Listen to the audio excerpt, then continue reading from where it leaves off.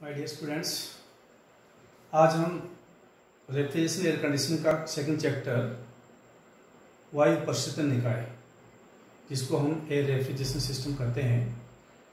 जैसा कि इसका नाम से हमें मालूम पड़ रहा है, वायु प्रशीतन निकाय मतलब इसमें हम एयर को एक रेफ्रिजरेंट के तौर पे काम में लेंगे।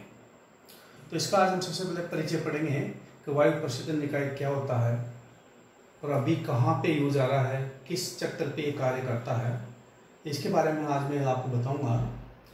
इंट्रोडक्शन। वायु को इस निकाय में प्रशीतक रेफ्रिजरेंट के रूप में उपयोग करते हैं। वायु संपूर्ण चक्कर के दौरान इसमें केवल गैस अवस्था में रहती है तथा ये अपनी अवस्था परिवर्तित नहीं करती है। अतः इसकी ऊष्मा को हटाने की क्षमता कम होने के कारण तथा COP का मान कम होने के कारण एवं इसकी प्रचालन लागत अधिक होने के कारण इसका प्रचलन से बाहर हो चुके हैं।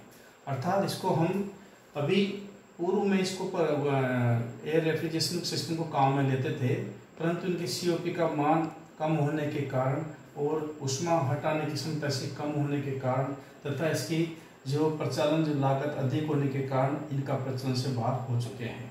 परंतु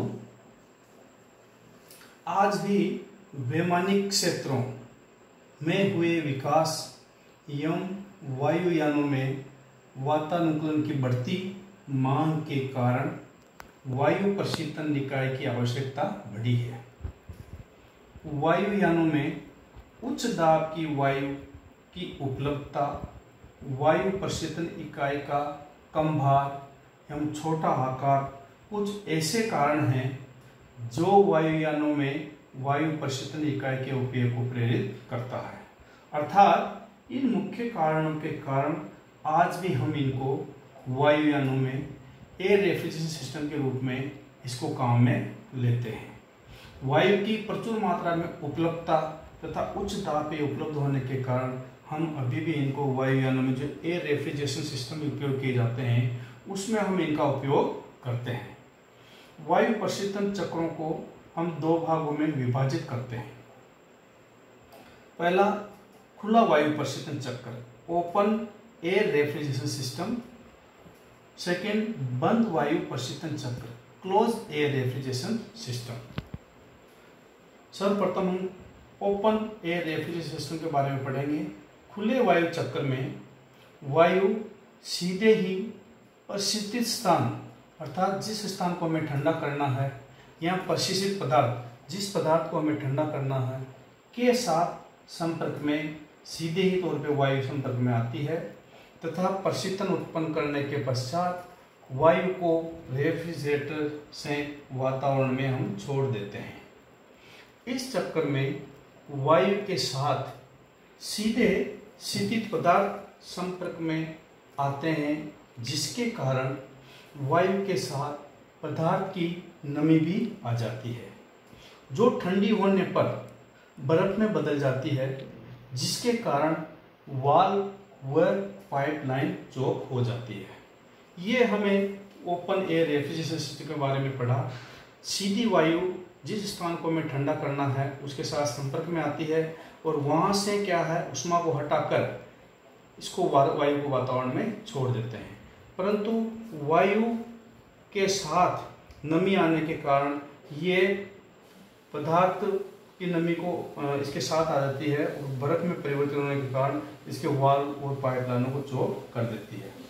दूसरा है, बंद वायु चक्र में वायु प्रशीतित स्थान से पाइपों के माध्यम से गुजारा जाता है, अर्थात वायु सीधे प्रशीतित स्थान के साथ संपर्क में नहीं आती है तथा रेफ्रिजरेटर से आने वाली वायु को वातावरण में न छोड़कर पुनः पाइपलाइनों के माध्यम के द्वारा वापस पुनः पाइपलाइन में परिसंचित किया जाता है।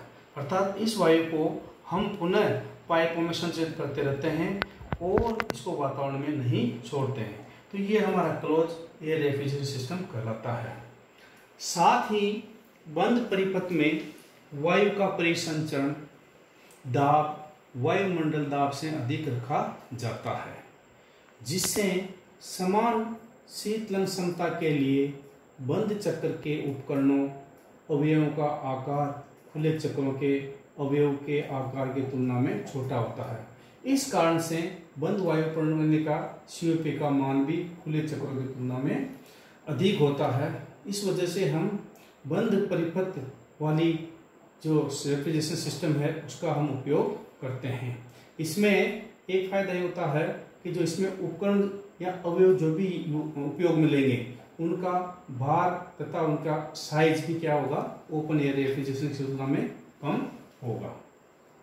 तो हमने ओपन एयर रेफ्रिजरेशन सिस्टम और क्लोज एयर रेफ्रिजरेशन सिस्टम के बारे में पढ़ा।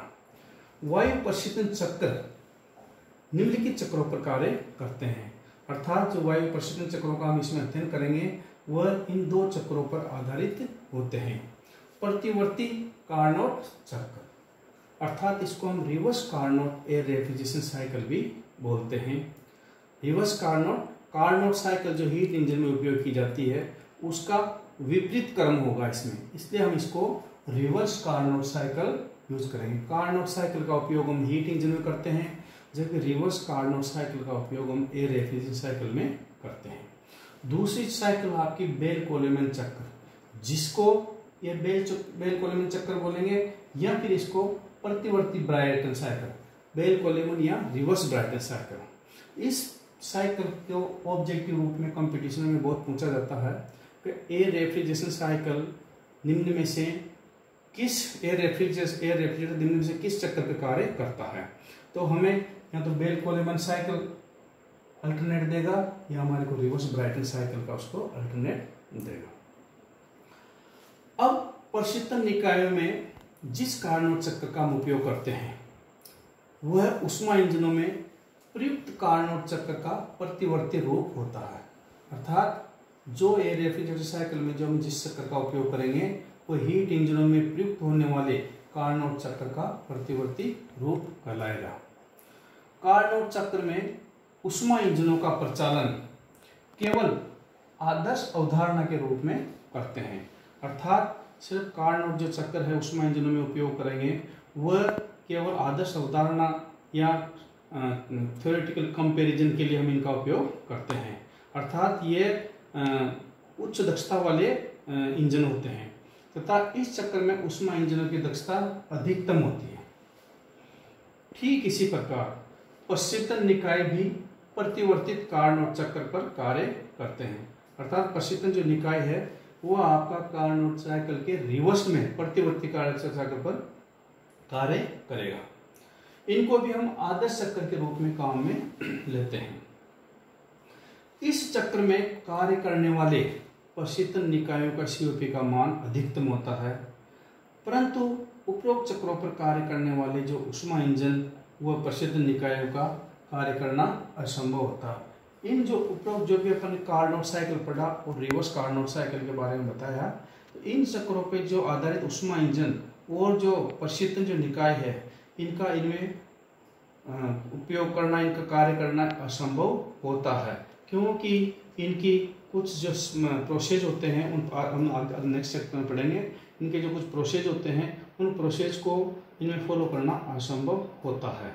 तो हमने आज आपको एक परिचय के तौर पर एयर रेफ्रिजरेशन सिस्टम के बारे में बताया। एयर रेफ्रिजरेशन सिस्टम दो प्रकार के, open air refrigeration system, close air refrigeration system, उनके बारे में बताया। और वायु प्रशीतन चक्र निम्नलिखित चक्रों पर जो कार्य करते हैं जिसको हम reverse Carnot air refrigeration cycle पढ़े, और Bell Coleman cycle, reverse Brayton cycle, इन दोनों का हम आगे अध्ययन करेंगे। धन्यवाद।